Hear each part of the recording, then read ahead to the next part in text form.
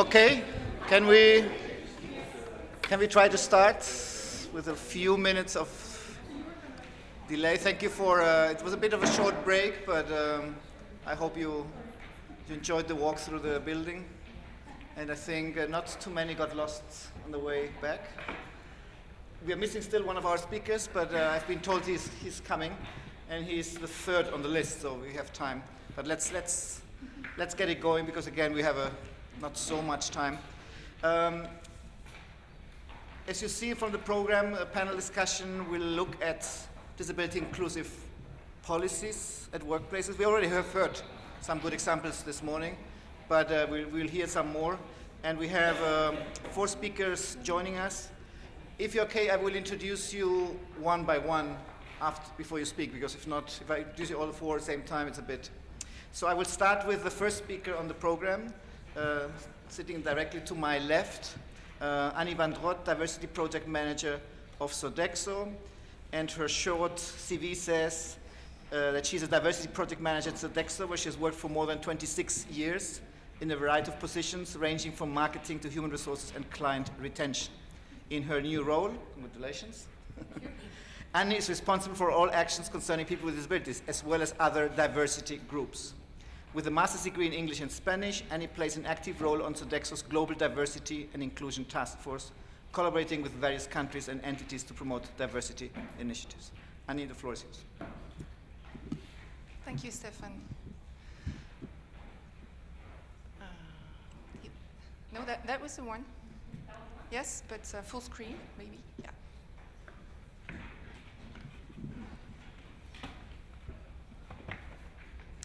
Okay, so before I really start, I'd like to thank ILO for inviting me and giving me the opportunity to talk about what Sodexo does in diversity and more specifically in disability. So thank you again. I am really impressed by the audience and by the speakers that we had this morning. So I know it's a challenge to, given the less important audience we have this afternoon, it's a challenge to take up early afternoon on a Friday afternoon. So we'll make sure we keep you awake and we'll do our best.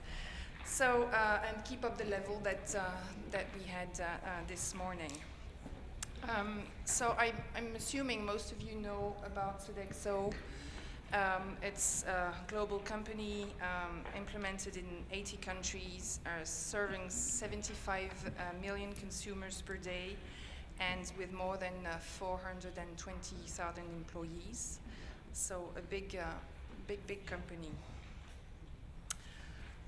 Next slide. And by the way, I'm the one to have the hammer this afternoon. So, so just to remind everyone of the 5 areas of focus that we work on. Of course, these 5 areas are closely interconnected, as Sodexo wants to be perceived as an inclusive organization, one where people feel welcomed, respected, valued, and heard. And as Stefan mentioned, I'm more specifically in charge of disability and cultures and origins out of those 5 areas. The disability topic is the second most mature topic within Sodexo. No, still on this one. Is the second most mature topic for Sodexo after gender. And as we heard this morning, gender is the number 1 topic very often in companies in their D&I strategy. Also said this morning, and I take this opportunity to remind, as a global organization, we're very what we call glocal, meaning that we have a global strategy, but local actions and implementation, of course. Last but not least, foster diversity in talent is part of the Sodexo strategy map. So we are really out there and very present. Next slide, please. So today, I'm here to talk a bit more about disability. Next slide again, please. So this is a built-in slide, if you could click. So when I started in my role a year ago, Sodexo was active in 14 countries, representing 68% of our total workforce. We moved that number to 18 countries over last year. My objective is, again, to increase that number to 24 countries, representing 86% of our workforce by the end of our fiscal year, which is August 15. And last but not least, my vision, as I conveyed that to the team that I will be talking about in a minute, is I have a dream, like Martin Luther King. It's to make sure that Sodexo has a disability strategy, approach, you name it, in the 80 countries where we're implemented. So that will be encompassing the 100% of our workforce by 2025, because we need to have an ambition, but it also needs to be realistic. So this is my vision for tomorrow. We heard this morning that there were multiple actions to have in engaging leadership, in training our teams, making them aware. And I had this discussion over lunch too, that this training and awareness needs to be relentless, because we should never give up having that conversation with our teams. So education is key. Identifying gaps and developing a strategy, and that's part of the Disability Voice team that I will be talking about soon. Sharing practices, and we also heard this morning that the communication aspect internally and externally was very important. So who will contribute or is already contributing to achieving these objectives? Next slide, please. Thank you. So this is a snapshot of our teams worldwide, and we refer to that global task force of ambassadors as the Sodexo Disability Voice. They each play a very active role locally in having a disability strategy, engaging with NGOs and local organizations in pushing that topic further.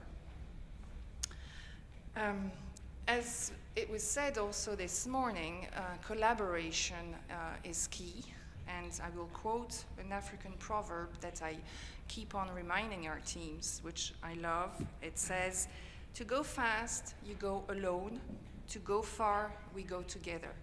And it's exactly in that spirit that I try to, as much as possible, engage the teams worldwide in sharing, coming up with best practices, and you know, value the actions that they do, that they have locally.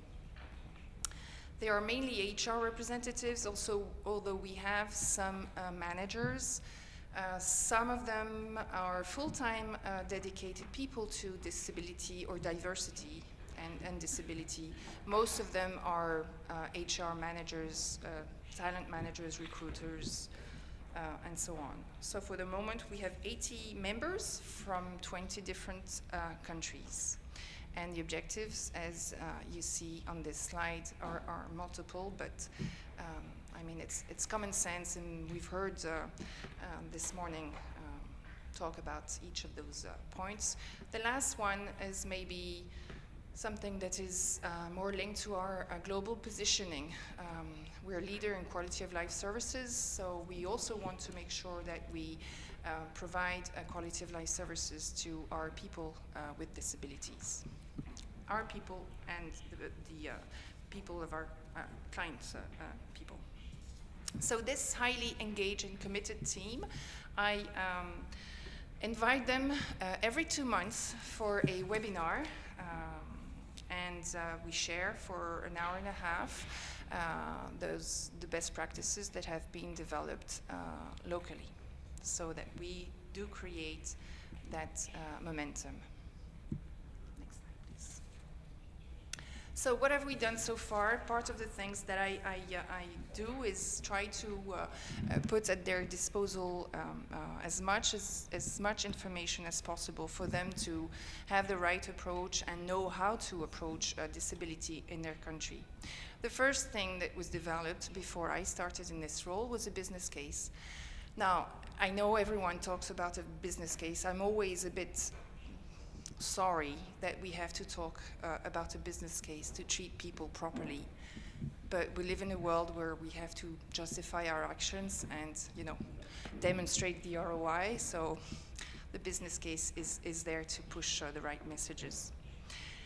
The second thing that we developed is a how-to guide. So this was one of my first assignments. In order to push the development of strategy in the countries, I figured that people needed to have a how-to guide on where to start, how to, you know, ask themselves the right questions. Is there legal requirements in my country? What is it? Will I be penalized if I don't meet, if I'm not compliant? Will I be incentivized if I do something about disability? So I built that very action-oriented action plan, and it's available to our teams.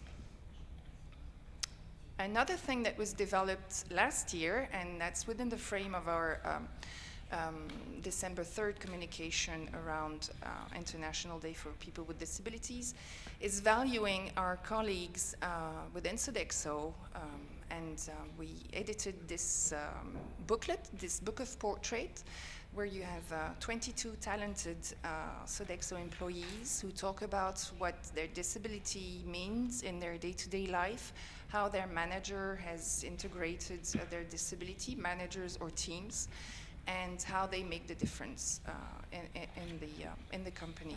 So they were all very happy to be valued in this way. I've just mentioned the campaign. This is a reference to the intranet and internet campaign that was launched last year, worldwide internet campaign on the theme Making the Difference. And the booklet was relayed at that point.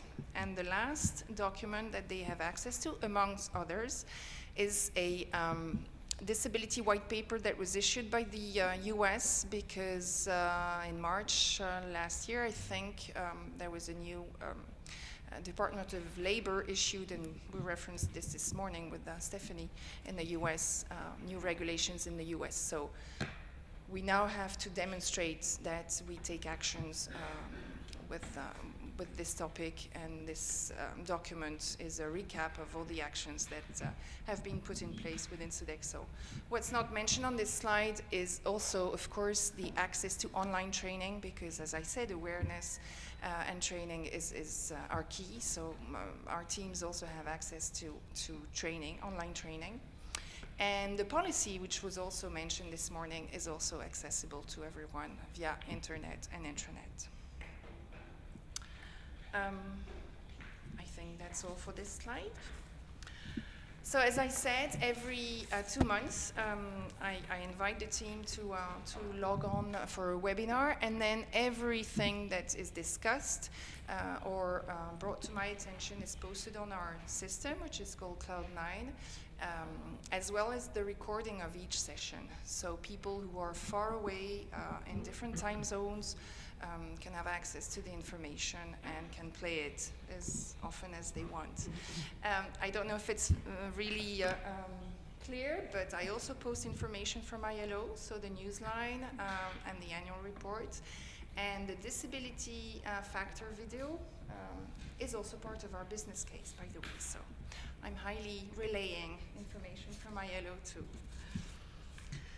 Next slide, and you can click a couple of times because I won't go through all the detail. This was just a recap of different initiatives in the world. It's not complete, but it gives a snapshot. There are two more, I think, just 2 or 3 more. Again, Thailand, I think, is missing. Yeah. One more click. Yeah, thank you. So just to give you a global perspective, if I take France, for example, legal obligation was reached. We have a legal obligation of 6%, and it was successfully reached last year, so we were very happy about this. Another interesting initiative, still in France, is mentoring. I've not heard any reference to mentoring this morning, but I think it's also something that can be more widely developed within organizations. We talk about mentoring for women, for example, but I think the mentoring aspect can apply to any dimension. And France has taken a very interesting stand on this, in the sense that Sodexo France is part of a group of companies who are large enough to have a structure within their companies, and who have decided to mentor smaller companies who don't have the resources to have a specific structure on disability, and therefore they're providing their expertise to these smaller companies. So I think it's important because it gives another dimension to, we're not just acting on our own, we're thinking of helping out others out there. In Italy, if I take another one, if I have more minutes. There's an initiative called the Dote Sostegno, developed with the City Council of Milan, whereby people with disabilities are provided with coaching, on-site coaching, so during their working hours, in order to help them feel more comfortable in their job, more comfortable in their interaction with colleagues, etc. I was referring to quality of life services earlier on. This is specifically one area where we provide quality of life for our people. That's it. And as Stephanie mentioned also this morning, we are working on the December campaign, December 2014 campaign on disability. So that will be another communication from Sodexo. Thank you.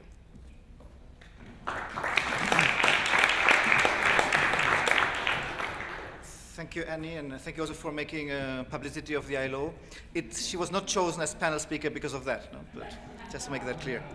Let me now move on to Wendy Orr. You've already seen Wendy Orr here at the table because she's also the vice chair of the ILO Global Business and Disability Network, but now she's here in her capacity of group inclusion leader in Standard Bank. Wendy is a qualified medical practitioner, moved into diversity work soon after the promulgation of equity legislation in post-apartheid South Africa. Immediately prior to that, she had spent 3 years as a commissioner on South Africa's Truth and Reconciliation Commission. She has been actively engaged in diversity work since 1999 in a variety of settings, including academia, consulting, and the private sector. Since 2012, she has headed up group inclusion for the Standard Bank Group, a role which covers diversity and inclusion, employee health and wellness, and corporate social investment. Wendy, the floor is yours. Thank you, Stefan. Perhaps to understand the disability journey in Standard Bank, one needs to understand where South Africa has been and is going to. Because certainly prior to 1994, discrimination of all sorts, as you well know, was entrenched in our law. It was part of the way South Africa functioned. So, first slide. So after the first democratic elections in 1994, a whole array of so-called transformative legislation was implemented, and one of the pieces of legislation was what is called the Employment Equity Act. And this is a piece of legislation which requires employers to set targets for and take steps to improve the representation of what are called people from designated groups, and this is black people, women, and people with disabilities. I do want to emphasize this isn't a quota system. We are not told we have to have X% black people or Y% people with disabilities. What we have to do is look at where we are currently and then set targets to improve. So if we're at 10% now, by the end of next year we must be at 11 or 12 or 13, etc. The legislation, well, the way in which organizations have interpreted the legislation in the initial 10 years was really to focus on race. and actually quite unashamedly, because it was undoubtedly black people were hugely underrepresented in every single organisation in South Africa. So a large part of our efforts and our affirmative action strategies went into improving the representation of black people. Now we are 16 years into the legislation and 20 years into democracy, and attention is starting to shift to people with disabilities. So we are really quite early on in this journey. Government documents which certainly have helped us are Code of Good Practice on the Employment of People with Disabilities, which was issued in 2002, Technical Assistance Guidelines in 2007, and this year our Code of Good Practice is being reviewed to align more closely to UN principles. The graph you see there comes from the Commission for Employment Equity reports. Every year, every single employer has to report to the CEE, and one of the things we have to disclose is the percentage of people with disabilities in our workforce. And I think that data tells you a number of things. First of all, it's up and down with apparently no reason. So, for example, in 2012, 1.4% of the workforce were people with disabilities, and that suddenly dropped to 0.8% in 2014. I think that says to us that the data is flawed, that people are interpreting disability very differently. So my sense is that this data is not very reliable. However, even at our best in South Africa, the representation of people with disabilities in the workforce has been incredibly low. Next slide.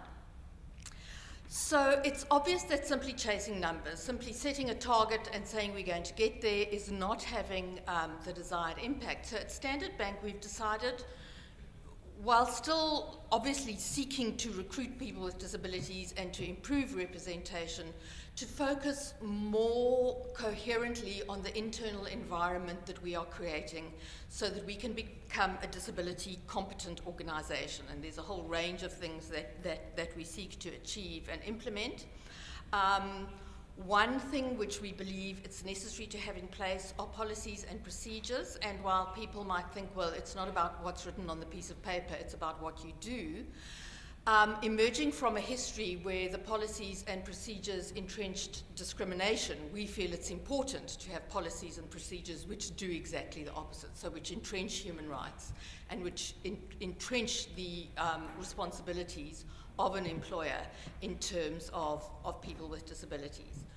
We are also trying to be very consultative, so we don't take decisions about what we're doing on our own. We consult with our employees who have disabilities. Our focus is internal and external, and critically, as you'll see the second bullet point from the end, we need to provide appropriate support to managers with disabilities. And I think every single speaker so far has spoken to the ham in the sandwich that are your middle managers, and if we don't upskill those people, we're actually never going to achieve anything. And ultimately, our aim is to create a work environment in which employees with disabilities are able to perform to their full potential. Next slide. So this is the cycle, the life cycle that we have chosen to pursue, which is not just about recruiting people with disabilities. So it's not just so we can say, oh, we have 10 more people now than we had last year. It's about creating the appropriate workplace climate and culture. So step one is to create the enabling environment, whether that's to do with physical accessibility, reasonable accommodation, management competence, looking at non-discrimination, etc. Then, and I think this is critical, we need to ensure that the employees currently in our workforce who have disabilities are properly accommodated. I think it would be extremely negligent of us to go out and bring additional people with disabilities into the bank when in fact we're not even properly accommodating the people who are already on board. We then will encourage employees who have not disclosed their disabilities to disclose. And only at that stage, when we feel we have those 3 steps right, do we start focusing on recruitment. So that's the way in which we say, we're taking our foot off the pedal in terms of numbers. Let's get our own house in order, and we can then go out and seek to recruit additional people with disabilities, and then obviously monitor and evaluate and go back into the virtuous rather than the vicious cycle in terms of constantly adjusting, adapting, and responding to the needs which are being surfaced. Next slide. For me, it's been very important that we codify our approach because the way South African organizations work is that if there isn't a policy, it's actually not going to happen. So much as I'd like our approach to be far more progressive and liberal and accommodating, having a policy really gives me strength, and it indicates that the organization is putting its quite literally its money where its mouth is, because one of the things in the policy is that we have to set aside an annual budget for providing reasonable accommodation for employees. So we have a disability policy, we have a process for declaring a disability, we have a process for the provision of reasonable accommodation, and reasonable accommodation, again, is something which is entrenched in law, and as employers we have to provide reasonable accommodation for people with disabilities, whether that's accessibility in terms of ramps, assistive equipment like software or other devices, and then also look at adjusting terms and conditions of service. We've established a panel which considers requests for reasonable accommodation, and as I said, we have a centralized budget, which has made a huge difference, because one of the barriers we faced was a manager would say, oh, I'm not going to employ, John, because I'm going to have to buy special software for him, or I'm going to have to provide him with, a special piece of equipment, and that's going to affect my bottom line. We can take the noise out of the system by saying, centrally we have that money, we will provide what is necessary. And then we also have a disability forum, which is a multi-stakeholder approach. There are employees with disabilities on the forum, people from our IT department, because a lot of the RA we provide is IT-based, people from our physical infrastructure department. So we all get together and jointly discuss the issues that we are facing and jointly try to find solutions. We have coupled that with a great deal of communication, with training. We have just published a guide for managing disability in the workplace. We have animated videos on our intranet describing various scenarios around employees with disabilities. Last year, we actually produced a video in which we interviewed a number of employees with disabilities who spoke about their experience in Standard Bank and both the challenges and the successes that they had experienced. We have Z cards, which we hand out as desk drops, so it's really a multifaceted approach. Perhaps one of our most successful efforts this year, though, has been what I call education by stealth, and that is we invited our middle managers to come to a workshop on managing sick absence, which they're all very interested in, because if you can manage sick absence, you benefit the bottom line. And as part of that workshop, we spoke about managing disability in the workplace. So as I say, it's training by subterfuge, but we certainly have reached hundreds of line managers by doing that. Next slide. I also wanted to share with you, we ran an employee survey this year, and in the biographical data, one of the questions we asked was, do you consider yourself a person with a disability? And we've analysed the results for people who said yes to that question. And what I found fascinating was, and the minus numbers there are the variance from the overall average result for Standard Bank. So first of all, people with disabilities are, on the whole, more negative about all of those categories, but significantly more negative about learning and development and diversity and inclusion. And that's probably not a surprise. But I think this is certainly has highlighted for us the fact that people with disabilities don't feel that they have opportunities for personal development and growth. They don't believe that we're promoting the most competent people, and I think that's because they believe they don't have opportunities for promotion, so it's not clear to them on what basis people are being promoted. There's not sufficient opportunities for them to receive training to increase their eligibility for a better job. That we're not doing a very good job of guarding against discrimination. We're not doing a very good job of providing a working environment that is accepting of disability. and that our commitment to employment equity is not apparent. Now, as I say, these results aren't surprising, but they form a great baseline for us so that we can say, all right, what are we going to do in order to address these results? And we can then measure ourselves again in 2 years' time to see if we've improved. And we're basing a number of our interventions for 2015 and 2016 on development and career advancement for people with disabilities and additional upskilling initiatives for line managers and human resource business partners. Next slide. A couple of lessons learned. One is that I think I quite naively went into the process of setting up a panel to consider reasonable accommodation, thinking, oh, well, we'll just have to buy Dragon Speak or JAWS software for a couple of people and maybe, you know, a wheelchair. But in fact, it's far more complex than that. It's not just about the equipment. It's about terms and conditions of service. Can I come into the office a little bit later because it's difficult for me to access public transport? I'm finding it difficult to meet the targets that have been set down. Is it possible to adjust those?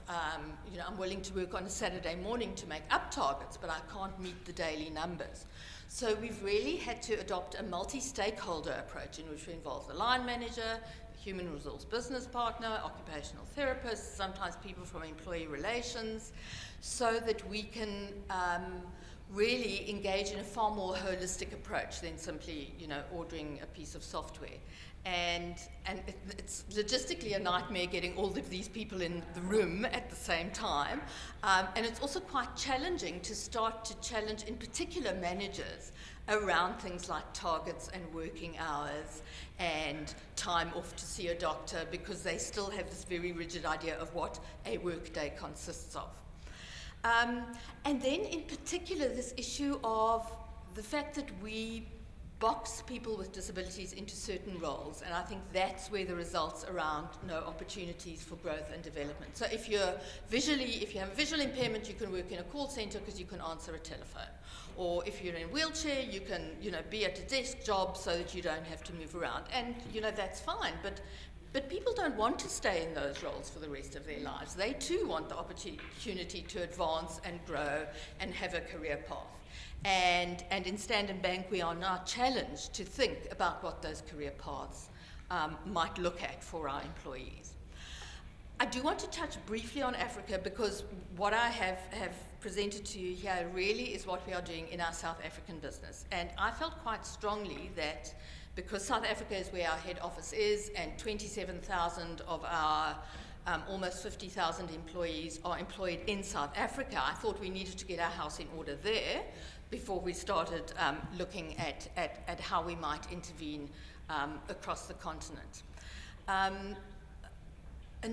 Some of the issues we're facing is that there's not great buy-in for the business case in many of our African offices. So we're having to think very carefully about how we present that. We were fortunate in South Africa to have the legislation, and although we shouldn't be doing this for compliance purposes, it was certainly an enabler to get the conversation going. So trying to land this in countries where there's no legislation, where government hasn't even begun to think about the issue of people with disabilities, is a challenge. We also face a number of cultural beliefs around disability. So, for example, in some countries, albinism is seen as a bewitchment, and people who have albinism are completely isolated and excluded from society. People with epilepsy are also believed to be bewitched. So again, it's quite hard to get integration of people with epilepsy into the workplace. There are also a number of service barriers. So education for people with disabilities is very often lacking. Health services are lacking. So we face a big challenge in Africa, and I certainly hope that one of the benefits of working in the ILO Global Business and Disability Network will be the opportunity to learn from other organizations that are already working on these issues in Africa, and to maybe even work jointly in countries where we have operations. So I really look forward to moving forward. Standard Bank's strapline is moving forward, so I look forward to moving forward as Standard Bank with the network, but particularly with the members of the network, to really start entrenching disability competence in our African operations. Thank Thank you.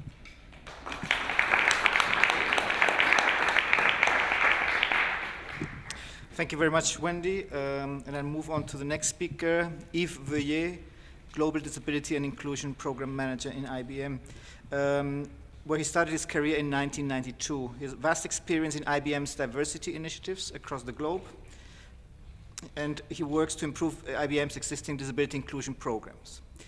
In addition to Yves' work to promote the inclusion of those with different abilities at IBM, he's the author of Le Roue de l'Infortune, which provides a thorough analysis of the impact of being disabled and explains how organizations can become more disability confident.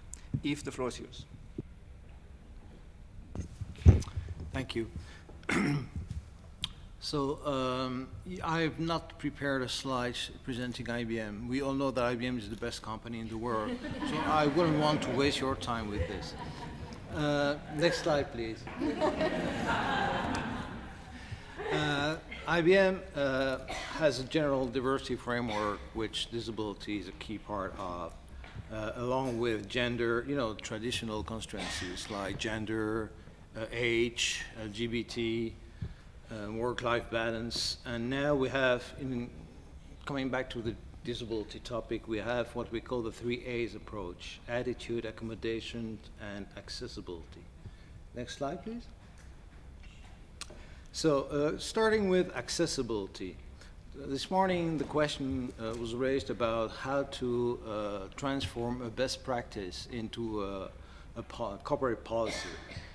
That's what we did with the what we call Corporate Instruction 162, which is instructions that makes mandatory that all our applications, tools, services, products are accessible. All the accessibility features must be included in the production line of all our products. Having said that, is it true? Is it a reality? There are some technical constraints that prevent us from being 100% accessible.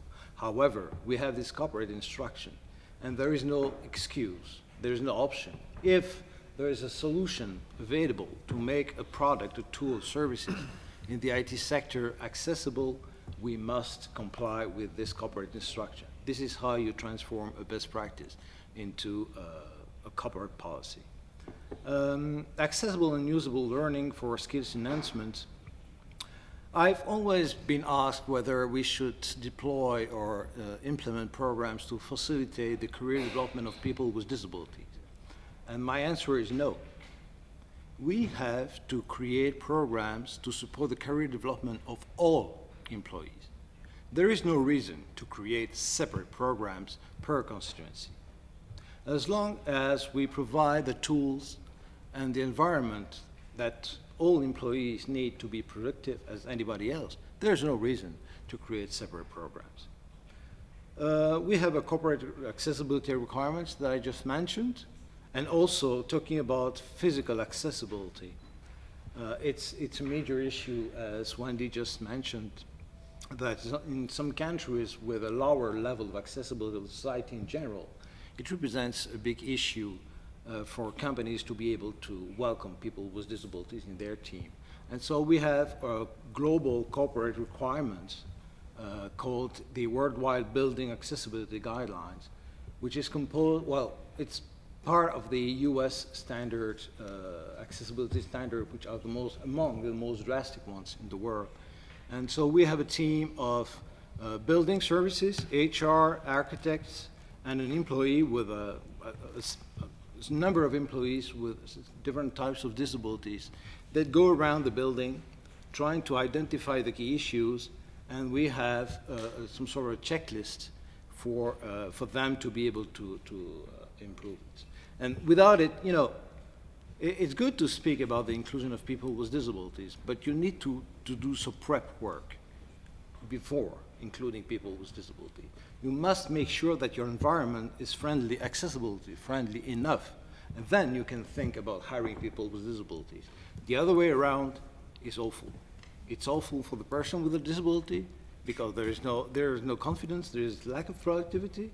It's awful for the manager because he feels that he has to employ someone who is not performant enough. So I would strongly recommend that you start thinking of making your environment accessible, and then start thinking of hiring people with disabilities. About the accommodation, as Wendy also already mentioned, as well as Ani, we have, accommodation is strongly related to a cost issue. And that is why, as Wendy mentioned, there is no excuse. If you provide an accommodation, you must have some sort of a cost recovery program in place. That's, what we have in IBM is we have in a global budget where all the accommodation costs are covered by this budget. So there is no charge at the department level. And so this is one less excuse for managers not to employ people with disabilities.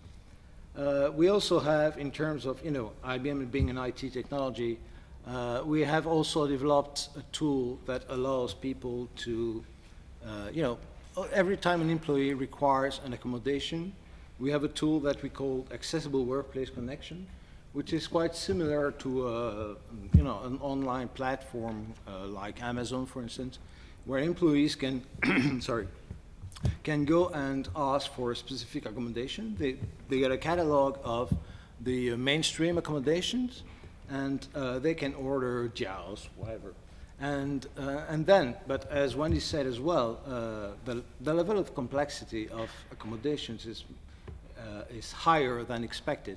And so we had to also involve well-being officers, IHS, health service, HR, etc. And this catalog is not static. It's really a work in progress, actually. And employees can add their own equipment, their tools.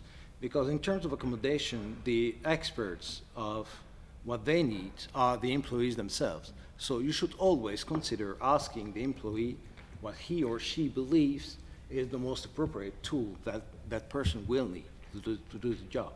Next slide, please. And I did not mention attitude on purpose because I have a full slide on this, so don't blame me yet. Around the accessibility business, as an IT technology, we thought about accessibility beyond disability, because accessibility is really for all of us. Even the notion of disability is strongly linked to the environment in which you work.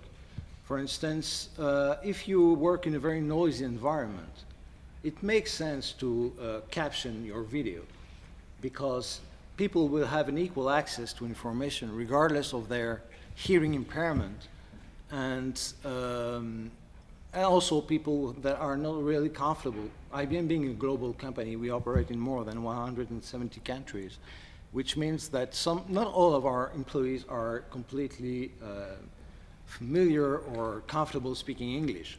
And so providing accommodation or a caption in more than 11 languages helps really all employees, regardless of their skills level or in the organization, to be able to access information. Next slide, please. So I'm not going to elaborate too much on this. This is purely IT stuff. Really, what we try to achieve is to make sure that all our products, as I said, are system tight, which means that all accessibility features are included in this, that are scalable, which means that we need to make sure that regardless of your level in the organization, all the accessibility features you need will be provided. Sustainable, it's not static. As I said, accommodation and technology will change so rapidly that you need to adapt your accessibility framework constantly. As self-service, again, as an expert of your own disability, you should propose your own solutions. Next slide. These are more details about the accessibility workplace connection. Basically, the idea is that either the employee or the health service, in case of medical condition, will submit a request for an accommodation, which will be reviewed by the appropriate stakeholders, like medical, the manager, HR person will be there as a consultant, and then the administrator will take care of handling the recommendation, will work with procurement to deliver the product in due time in a timely manner, because beyond the legal obligations that we have in some countries, there is no reason not to afford the same program to all employees, regardless of where they are in the world, or regardless whether we have legislation in place or not. This is, all our policies are global. We don't have a specific policy because there is this legislation in this country and we're not going to do the same in all countries. I would suggest really that if you decide to develop a framework, a general framework to support the inclusion of people with disabilities, of course you must take into account the legal framework locally, but ideally your structure should be global. Next slide, please. Okay, this is the one I wanted to elaborate a little more about. As you may have seen on the slide number 3, in terms of attitude, we have a global executives council composed of top managers and executives, vice president, etc. And we also have, as Stephanie mentioned this morning, this bottom-up and top-down approach all together. We have a business resource groups composed of employees worldwide with or without disability that promote their own work, and they have their own agenda. We have some employee education module about how to interact positively with different types of disabilities, whether you're a manager or an employee. But I think this is not enough. When you think, for those of you who've been active supporting people with disabilities, we heard and we convey the same message. We've been doing that for years now. People with disability, and I heard it this morning as well, people with disability represent an untapped source of talents that we need to address. People with disabilities are the next big consumer segment. This is absolutely true. But when it comes to encouraging or convincing employers to hire more people with disabilities, does it work? Is it really efficient? I mean, come on. Look at the percentage of people, the employment of people with disabilities. If you look at the US Labor Department statistics, 6% is the average level of unemployment in the US. The average unemployment of people with disabilities is double. It's 12%. And what is true in the US is true everywhere around the world, which means that we need to think about why. Why is that so? Why is it so difficult to make manager or people in general much more disability confident? That's the main issue. And the way we've been working on this right now till today reminds me of a quote by Albert Einstein, how he defines insanity. Insanity is repeating the same action over and over again and expecting different results. And that's exactly what we've been doing in the disability and inclusion area. So I thought about this, and I heard different, I made some research around different cultural perceptions around disability, like the medical perception, the charity, which we heard about this morning, and other models. And I developed a workshop that, which the objective of is really to open the eye of hiring managers about their own conception, preconception, unconscious bias around disability.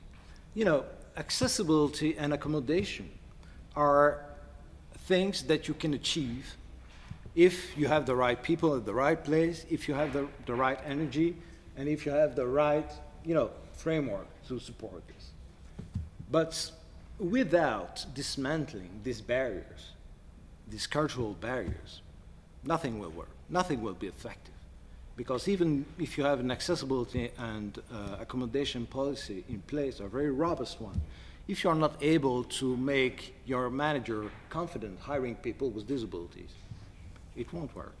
And that's what I wanted to share with you, this idea of creating a workshop which I deliver face to face. Disability itself has a very strong emotional aspect linked to it as compared to other more traditional diversity constituencies like gender, etc. And a face-to-face approach in this area is crucial because you need to be able to comfortable enough. As being myself living with a disability, the message I can deliver is stronger than doing that virtually with, with an online application. Next slide, please. Just wanted to say thank you.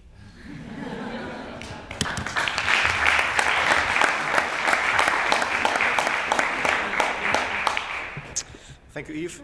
And now we move to the last speaker. You've seen this afternoon quite different sectors of activity. So now we move to the car industry. So we have Stefan Wehler, a specialist for occupational medicine in Audi. He is engaged in various medical roles in Germany, including research on the improvement of disability management and outpatient rehabilitative treatment at Audi. Dr. Wehler has engaged in several important tasks at Audi, including ergonomic studies on the reintegration of disabled workers, as well as medical risk assessments on innovations within the automotive industries. Dr. Wehler's expertise and research has been a crucial component in advancing knowledge of disability management within and outside of Audi. The floor is yours. Thank you, Stefan. It's a bit tough luck to be the last in the line and waiting for maybe an hour to drive home after such a long Friday. I'll try to give you a view to disability from a more medical point of view without using a lot of medical terms. Please use the next slide. So if you have a look at Audi in the year 2000, you may understand that I first can show you mainly German data in the next few minutes. And our way of viewing at disability is much more the medical ergonomical one and does not refer so much to climate and culture. This is two lessons I've learned today. We should try to include those factors more, because if you look at the next slide, you see the Audi Group in 2014. Nowadays, we've got 19 different plants throughout the world. Maybe we are focused a little bit more on Europe than the other ones, but we've got to have a look on disability inclusion all over the world, mainly South America, Europe, and Asia. It's very important for me, if you get the next slide, please, that we've got to use an existing and working health management system to include disabled persons. Because the best inclusion is the one I don't need. So if I can avoid somebody of getting ill or get some disability, I've won in the first place. So the main focus we set in Audi Focus is, on the first hand, you see it, maintain healthy workplaces, try to design the work in a way that even disabled workers can perform it, and that healthy workers can perform it without suffering any health damage, as far as I can have a look at. Of course, we are driven by changes of society, of legislation throughout the different countries, but we try to perform our own values and try to adjust to change requests to the demographic change. And I think it's not enough to tell we've got to address the management, they've got to think about inclusion. I think we've got to address the basic community as well. We've got to do the approach from both sides. Essentially, from my point of view, is that we've got the tolerance, the trust, and the teamwork in all of our staff. If they don't accept anyone who looks different, who aims different, who acts different, we are lost, independent of what the management would like to do. On the other hand, without the management, we are lost the same way. At Audi, we focus on pertaining the staff healthy. And therefore, we focus on prevention, but as well, we focus on reintegration and try to be the benchmark in the, at least, automotive industry. And I thought we mentioned the word benchmark earlier this day. I think I found a few other brands to benchmark with in the future. So if you give me the next and last slide. Stefan told me I should try to focus on 5 minutes because it's late in the afternoon. I think we need a three-way approach on inclusion. I mentioned the left side. We need some rehabilitative and health management system approaches. We're taking care of about 52,000 employees in Germany, actually 78,000 employees worldwide. And we established the same standards of health taking and ergonomics throughout the world. We defined health as a management goal. And actually, we are the benchmark for sickness absence in Germany with less than 3% sickness absence, at least for a productive industry like the automotive one. And if you have a look at the graph below the left pillar, you see that it takes a few years to establish a health management system. You've got to take time, and you've got to accept that it takes time just to establish a system that works. Those columns shows you the count of people we are trying to reintegrate after long sickness absence. And the lower part of it is at the first step, unsuccessful reintegration processes. So after about 6 or 7 years of increasing counts, we got a steady state for the last 3 or 4 years. And actually, we handle about 700 reintegration cases per year with a successful rate of about 19%. So that's, in my opinion, very good, even for German counts. But of course, we've got to take care for those 10% who were not successful in the first step. Reintegration is the thing we had in focus for many years. We try to fully integrate our workers who suffered from any disease, and we've got about 6%, so that's more than 3,000 severely disabled people in our staff. But we also introduced mechanisms and processes to consider individual output differences. So if someone can't work the speed the others in his group can perform, we established processes that this department doesn't get blamed for employing someone who is not as fast as all the other ones. So these departments can get some compensation. And we've got a declaration of our management that we, in every case, respect the medical limitations in performance. And for us, as a productive industry, the main limitations is the one you see in the middle column below. In the middle, the load restrictions and the posture restrictions. Of course, we also focus on line work limitations as well, on visual disabled persons, but they are only a very low percentage part of our employees. And for those cases we can't integrate, we also use, of course, external experts to try how can we reintegrate someone on maybe a different workplace. A lot of actions we take were exactly the same that Wendy described a few minutes ago, so I don't want to talk on those processes we established at Audi. I think that's quite the same as you made it in South Africa. But for me, astonishing, when I prepared for today's, I asked our disabled workers representative, well, can you tell me on which special designed workplaces our disabled workers are working? He just answered me, no, I can't, because I can't identify most of those disabled workers anymore.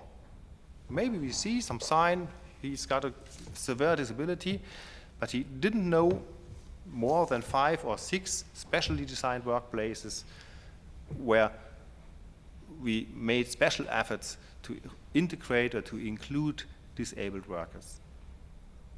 So my credo is that we have got to try to design good workplaces, and what we are doing at Audi, especially with our efforts on internationalization and the very fast-growing industry where a lot of other themes are in focus than health and pertaining health and inclusion, is that we established worldwide ergonomic standards, and we try to cater for the counts of disabled persons we expect in 2020 or 2025.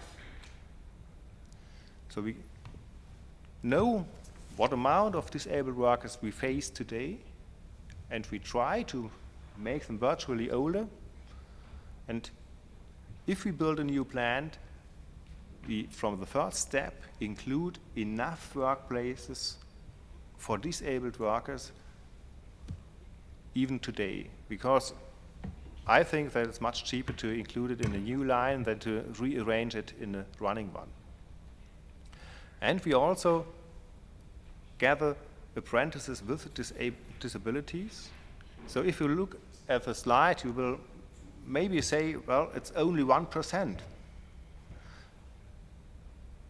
But that's much more than I would expect just by chance. So we especially try to look for apprentices who can work at physically or mentally very strenuous jobs at the automotive industry. And normally, I think we are doing a good job. There are a lot of workers with not such severe disabilities. So we are employing about 14% of workers with moderate disabilities, and normally you won't distinguish them from all the others because they can do all the workplaces in a group. But I've got to admit that that's very difficult. The older our staff grows, the more limited our group work is, because the disabled ones are sitting on preferably on the lighter workplaces, and the healthy staff just keeps on the heavier one. So that's one of the main concerns I've got about the future, whether we can handle this in about 5 years. But I've got a few ideas taken home from today, so I'm optimistic. Thank you.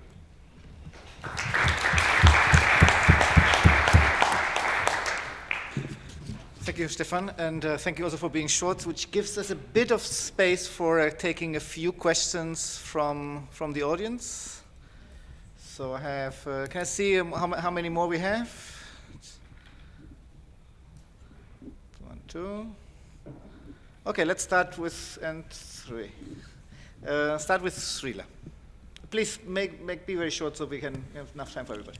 Yeah, so my question essentially is to the entire panel that all of us have diversity programs.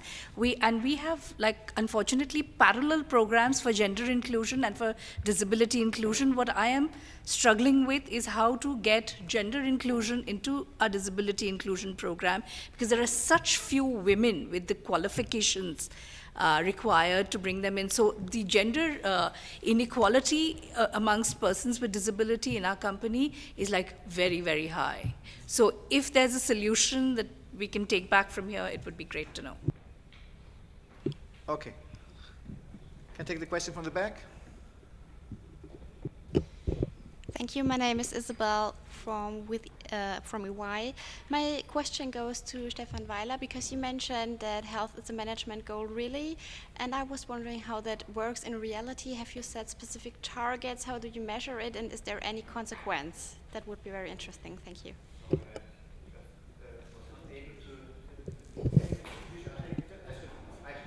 Just a second, because we need to take what you already have done, we haven't done on our side.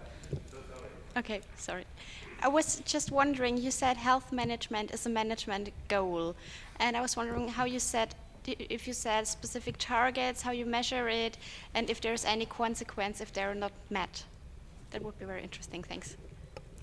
Thank you. Amra? Yes, hi, I'm Amra from Novartis. I have a question to all panelists, actually. So how do you identify those people who declare themselves that they have disabilities? I heard that Standard Bank, they have an online tool, but do you have any more best practices, or there's as you said also from IBM, that there's a face-to-face contact needed. So what are the ways that felt for you are the best approaches to that? Thank you, Amra. Any other questions from the floor before we go back to the panel? So we know how much time we have. Okay, then Stefan, perhaps you got a specific question for yourself. Perhaps we go backwards from before.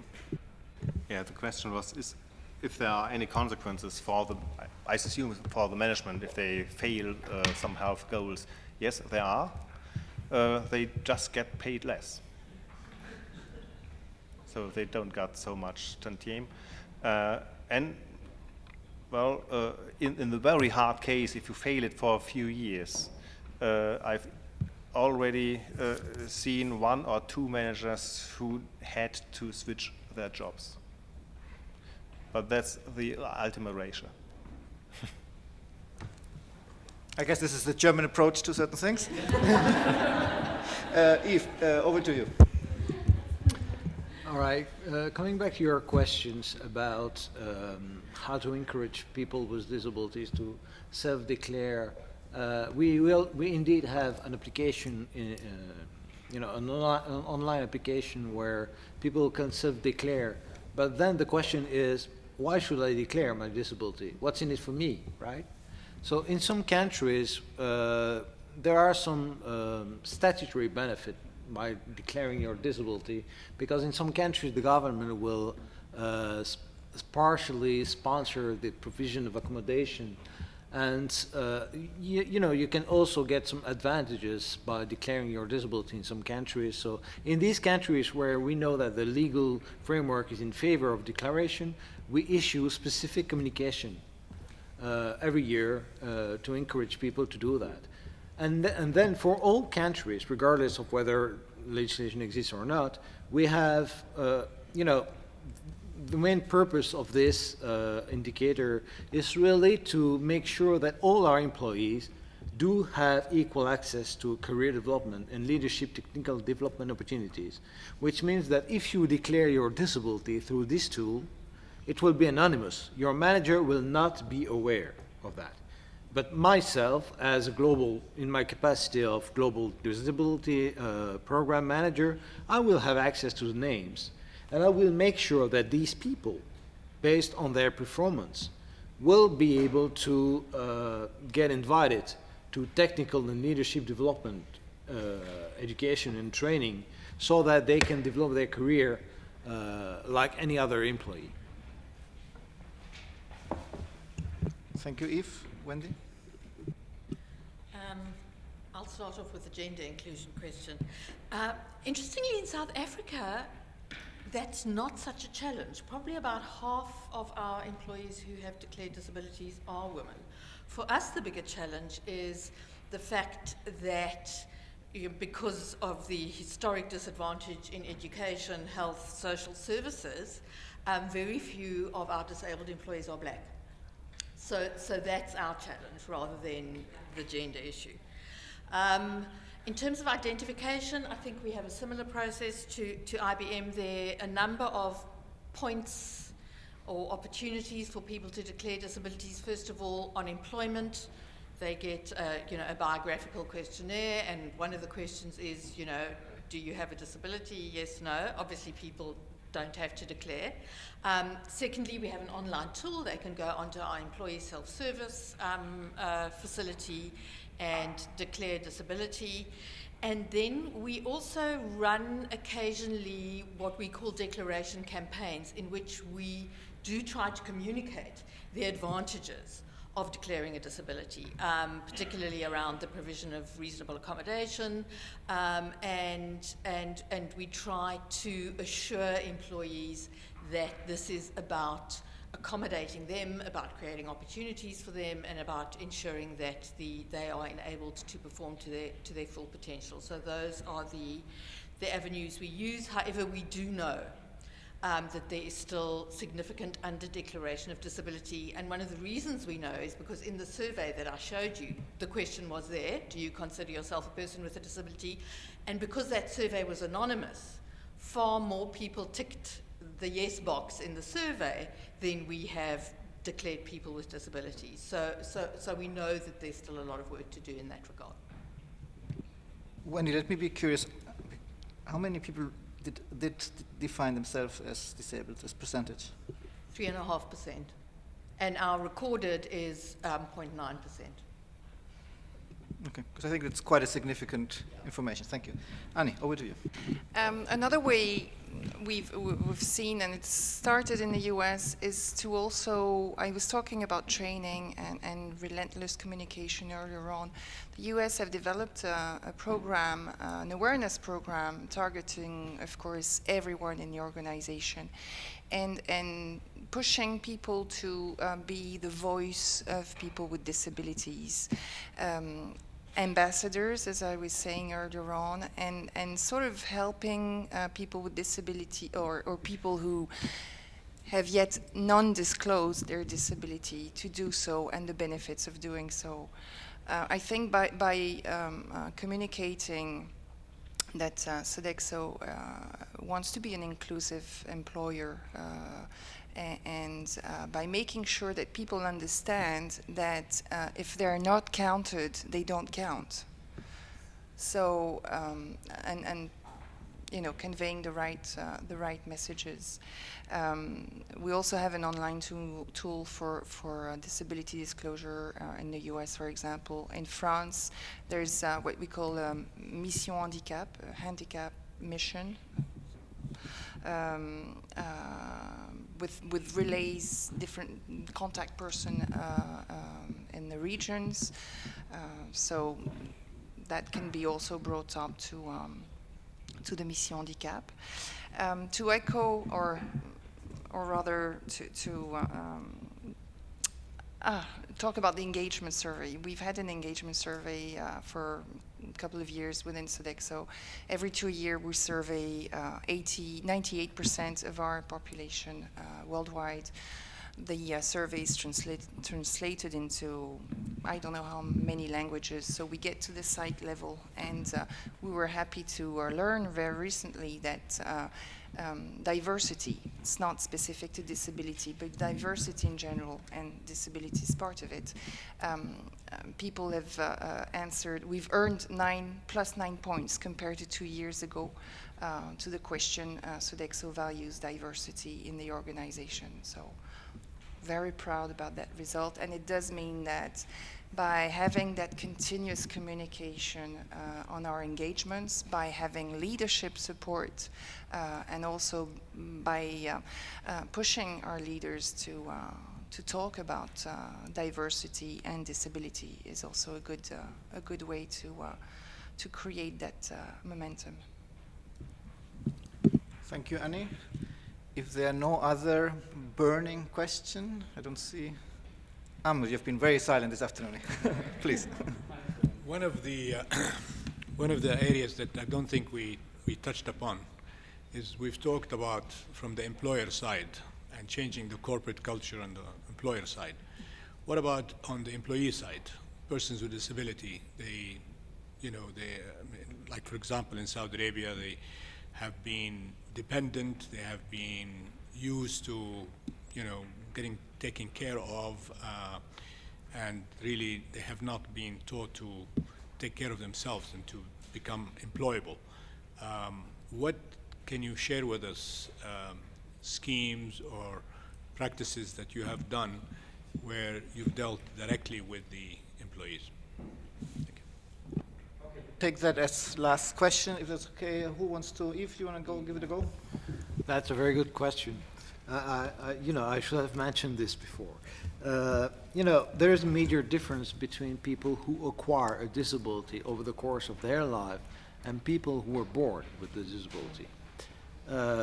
Taking myself as an example, I had a motorcycle accident back in 1987. I was 21 at that time. By the way, don't waste your time calculating, I'm 48. When it happened to me, I lost 90% of my self-confidence.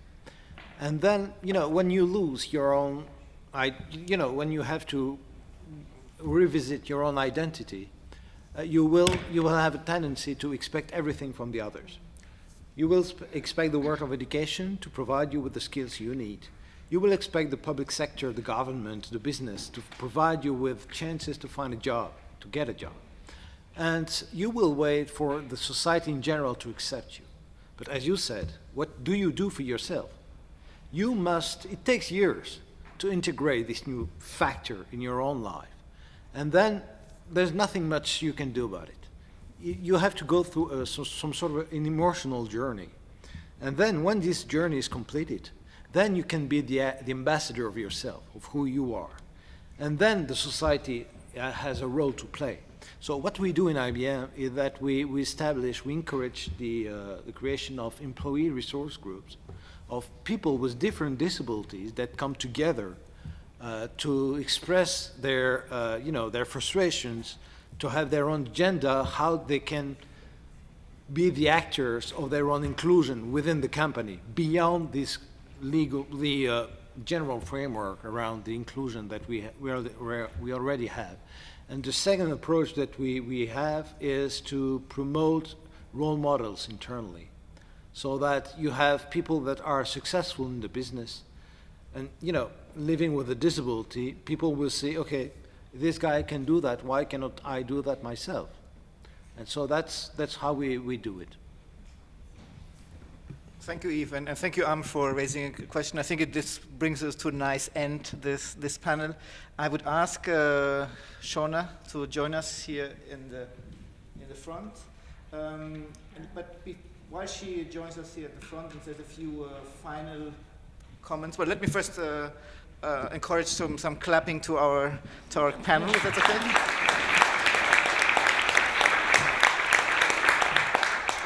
I think you had the challenge to keep up the level of the morning, but I think you've managed very well. Two logistic comments. For those of you who are very much into coffee, there will be more coffee in the same place where we had it this morning. And it's a coffee and informal network. Yeah. So please benefit of it. We would like to suggest to those of you who still have energy to come back a bit later to this room, in particular those of you who come from employer networks. So Calderun, the German network, Foro Inserta, perhaps our colleagues even from Egypt if they want to join. Ravi, you're welcome. Susan from the UK Forum. If you have still energy to come back for half an hour, let's say around 4 o'clock, to just share some experiences of the networks, because I think there's a particular twist to the role of networks. The other companies are also invited to come, but you can also stay out there and enjoy the nice weather.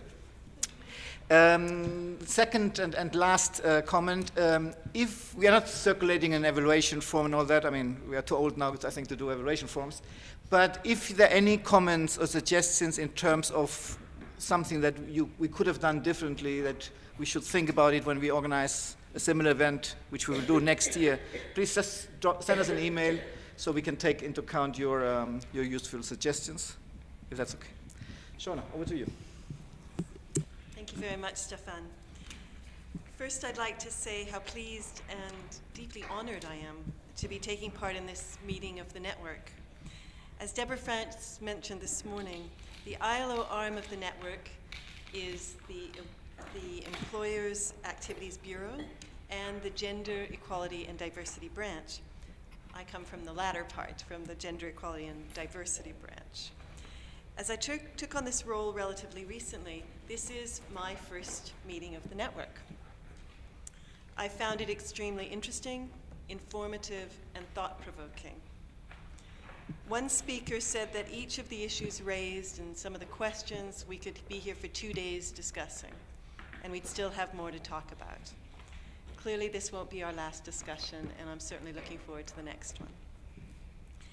At this juncture, I just wanted to share some preliminary conclusions or perhaps just more thoughts on today's discussions.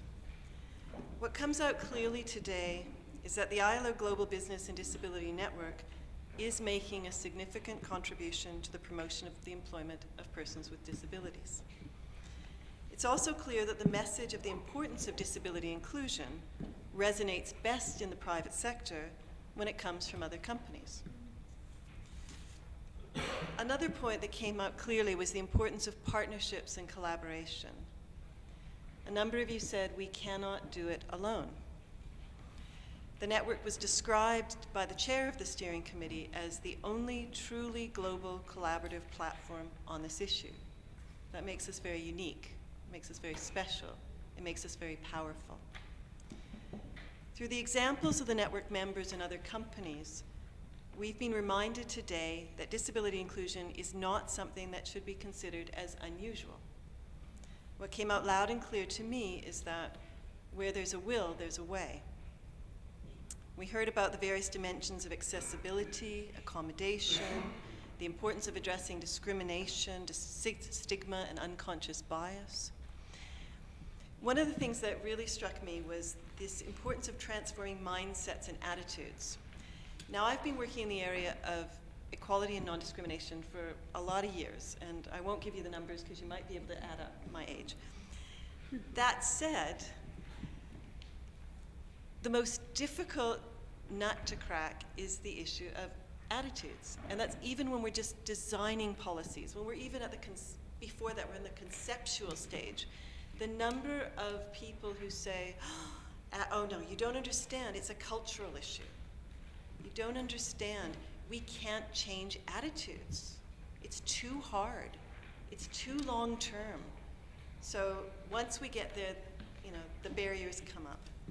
Nobody said today that transforming mindsets and attitudes was impossible. Everybody gave a clear roadmap of practical steps that could be taken to do that. Now, each example was slightly different, but the basic elements were the same. There are very clear practical steps. And I was really overwhelmed. Nobody said it was impossible. Nobody came up with the excuses. Wow. It was amazing.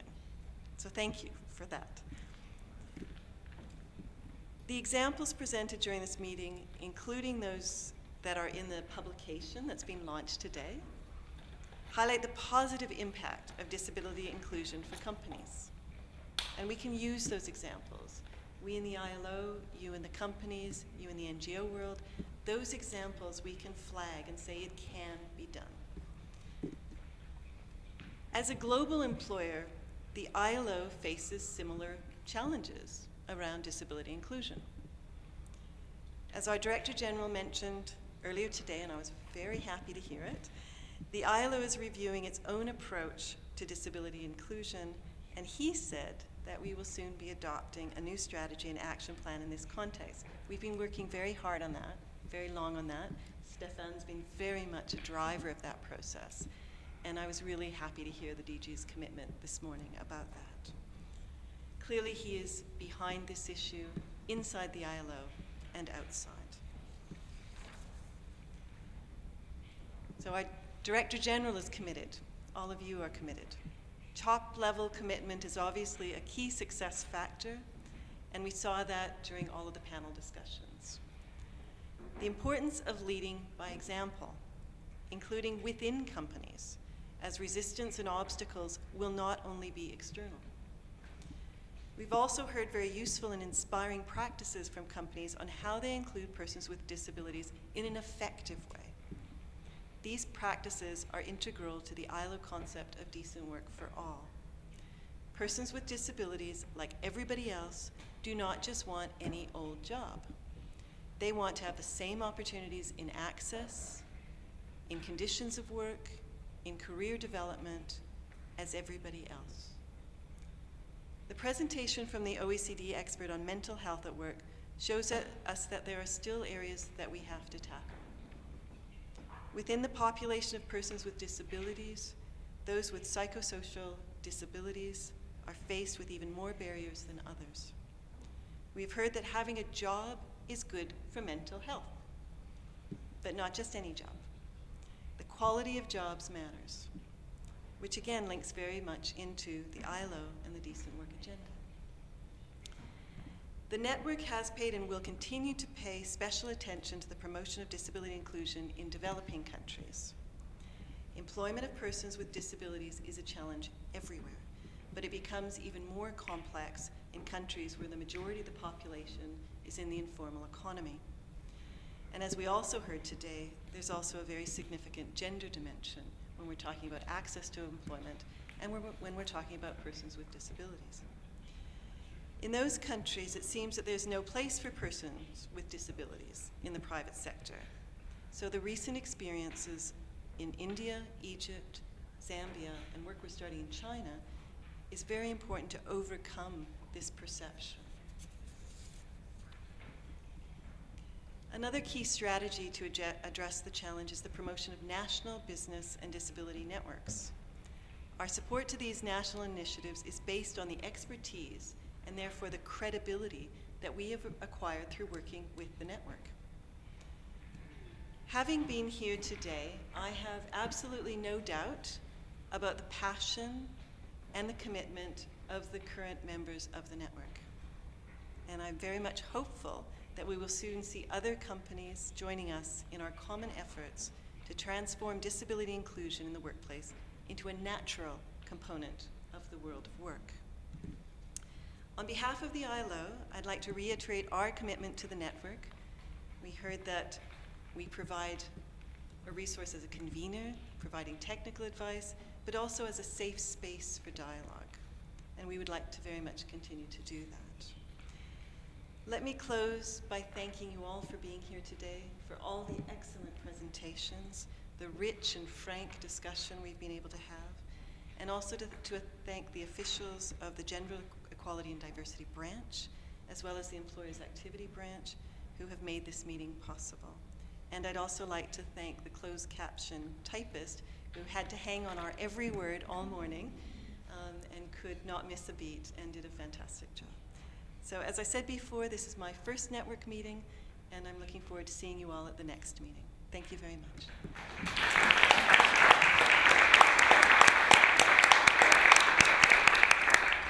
Sorry, two more practical announcements, which I just found next to my bottle. You all have realized, because you're very intelligent people, that these things that you have been given include a USB stick where you can find a lot of information, including some of the publications. Well, I also just found out, no? So don't feel too bad if you have not realized before. Yeah? So you have here a USB stick as part, so don't throw it away. It's I think, quite useful. And we will also be sending you the meeting summary and the different very interesting presentations in the very near future. So, but remember, coffee, tea, the same place where we had this morning.